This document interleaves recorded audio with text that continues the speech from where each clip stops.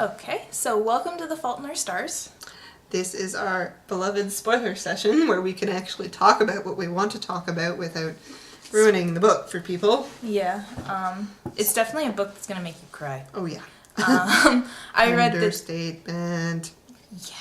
I ended up reading this book and I stole it off of her, and then I was reading it all day, and by the time I was like, okay, I should go to bed, it was like 2 in the morning, 2:30, and I was like, I have 30 more pages to go and I'm going to want to read this in the morning. And I have two options. I can either read this and start bawling my eyes out at school, in public, or I could just finish the book and stay up till like 3:30 in the morning. That's what she did. So I stayed up really late and I finished it and cried at home. Yeah. Feelings and stuff, right? Mm-hmm. Feelings and stuff. It was evil. It was mean. So uncalled for. But, okay, so the humor in the book. Humor. Cancer humor is normally a very, very bad thing. But, it got pulled off really well. Yeah,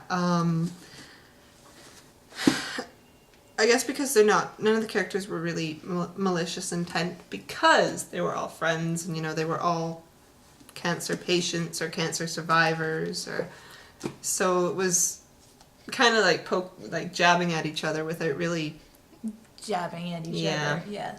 It was like because they were in this situation, right? And they generally the jabs or the humor was meant to like lighten the situation, rather than just to be like, hey, you got cancer, right? So, and I mean, there clearly was a line somewhere because Augustus had that girlfriend who had that asshole tumor. Yeah, the asshole tumor.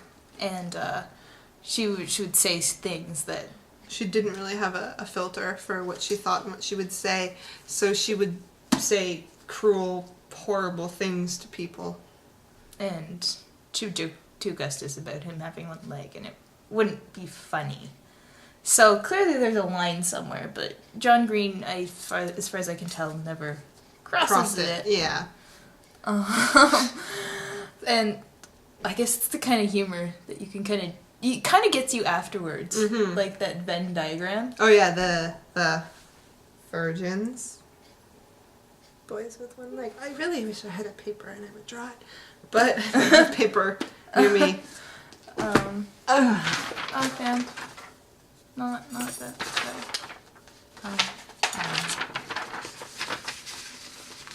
Keep talking. Okay. I'm just gonna use my arty skills. All right. Okay, so the humor is something that they'll still get you, and you're still giggling about it, honestly, afterwards. And it's really what makes the book kind of worth reading again, is just because it's got a lot of emotion, it's got a lot of seriousness, it's got a lot of cleverness, but it's also really funny, right? So it works. And I love how he manages to bring in every... Did I interrupt you? Yeah. Clever. Yes, I liked it. I enjoyed it. It still makes me laugh. But anyway, so I love how he manages to bring in just references to obscure things, but ties it into the book so that it makes it meaningful, and then you'll be thinking about it later, and you'll be like, and that makes me think of The Fault in Our Stars. Yep. So. So, the characters. Augustus Waters was awesome. Always knew what to say. Was clever. Broke my heart. A little bit. Into a million pieces.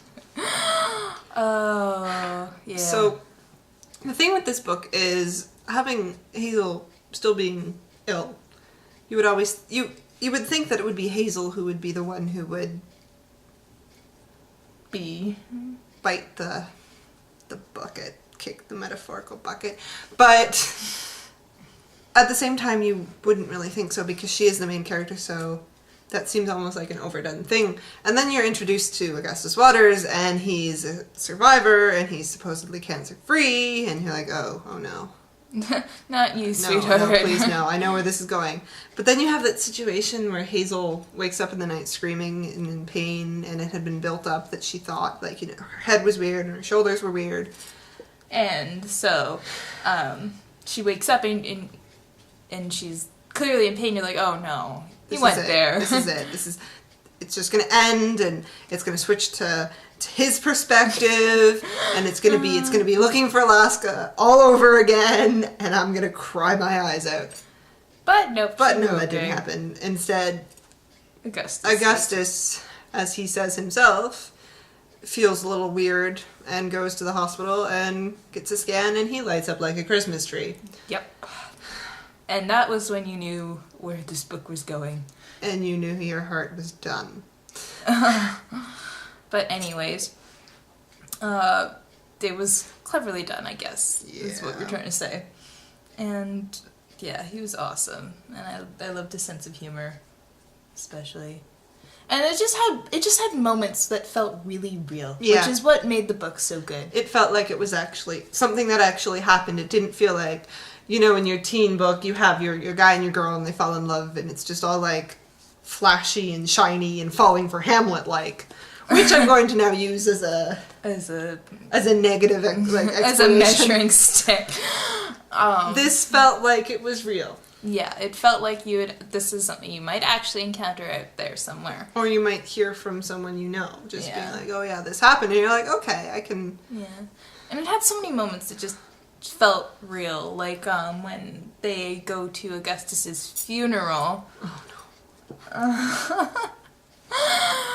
Where he's actually alive, and he's like, I want to hear what you're going to say when I die, basically. Mm-hmm. And they make jokes, and, you know, they're laughing and crying, and it's just one of those moments that feel like something that might actually happen. And, oh my god, it's so sad. And then you get, like, advice, sort of. Would you call it advice? Maybe not.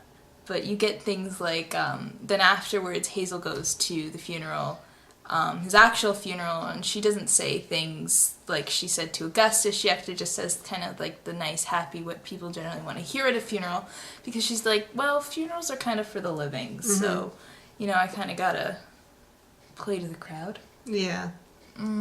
But even like the emotions, like how she doesn't want to go to the funeral, that seems pretty realistic. She goes to the service, and then she's like, Mom, Dad, I want to go home. And they're like, no, we have to stay for Augustus's family. And so she ends up going in to the burial and even though she doesn't want to. Yeah, so he does a really good job of making it feel very real. And then there was the author. Oh, my crazy drunken psychopath. Yes, he was entertaining. What would you like to say about him? Well, when he first showed up, I'm like, okay, this is John going to write himself in to the book. You know, just being like that author guy that, you know, the character's always admired, and, you know, Augustus is going to give her the wish, and, you know, she's going to meet him, and yay, woohoo, I'm playing with a cat toy in my hand. Yay, everything's excited, awesome. And then he shows up, and he's a drunken crazy, just like he's no tact, just drinking and saying stuff and drinking, and he doesn't even make sense after a while. He talks kind of like the narrator does with his references to things, oh my gosh, things, but he'll reference something and then he'll be like, did you hear about this? And then he'll be like, no, and then he just keeps going, and you're like, okay, I guess I'm going to have to go look that up now, just so we can get the context of what you're just saying, but whatever. But I thought that was clever, actually. I was like, yeah. And then he shows up at Augustus's funeral, and you're like, what? We're here? I do like how he ends up in the back of Hazel's car, and Hazel's just like, get out. And then she sees him, and then there's that point where he's sitting there, and, you know, he has whatever alcoholic drink he has on him, and it looks like he's gonna stop drinking, and you're just like, and then he doesn't, and you're just like, well, that makes sense. This isn't a book about miracles, really. No, it's not about human nature changing automatically. So it makes sense that, you know, it doesn't matter. This guy's seen some horrible and wonderful things recently with Hazel and Augustus, but that isn't enough to break old habits. Yeah.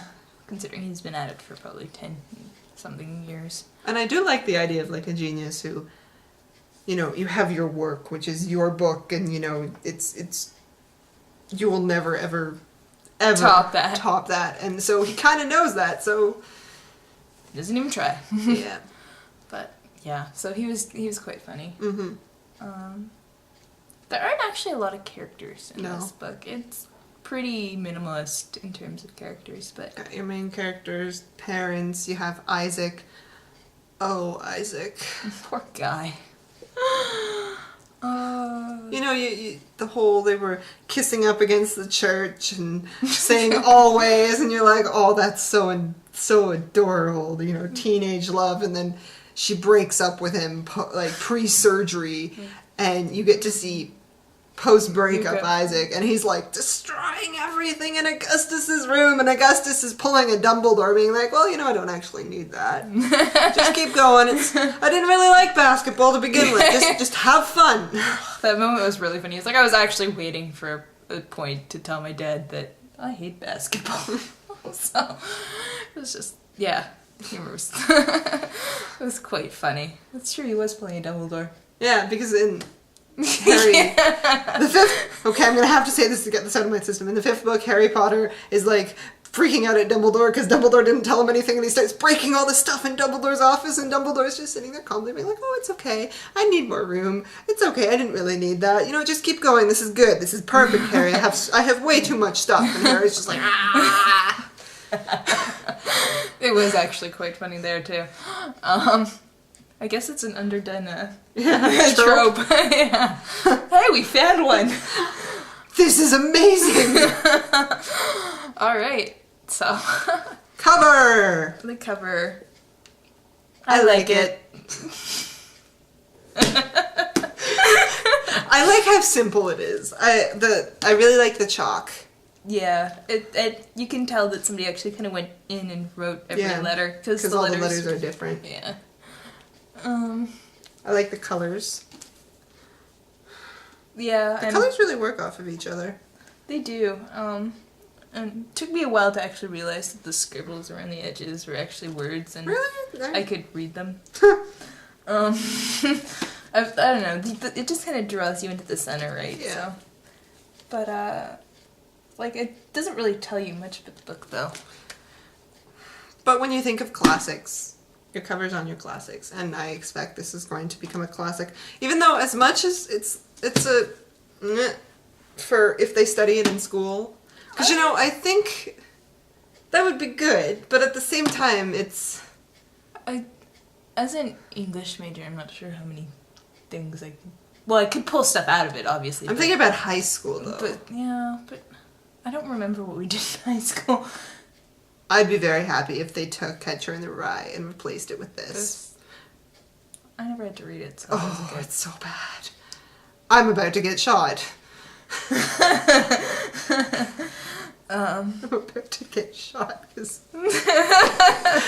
second blasphemous thing I've said today. So anyways, I liked the cover. I thought it was clever. I thought it was cute. And when I was reading the book, I kind of had John's voice in my head there. And then it kind of... Well, because we both started when John posted the 2 videos on YouTube where he was reading the first 2 chapters. So we would just like sit there doing stuff and we would be listening to John reading. And it was nice. And as you can guess, we both have signed copies. Yes, I have mine over here. Mine? I have a nice, lovely green scribble. And I am the proud owner of the Duckler fish. Yeah, I guess you probably might have seen the video of us opening it, but it turns out that the Duckler fish is a screw-up. Yes. Hank screwed up, and I got the book.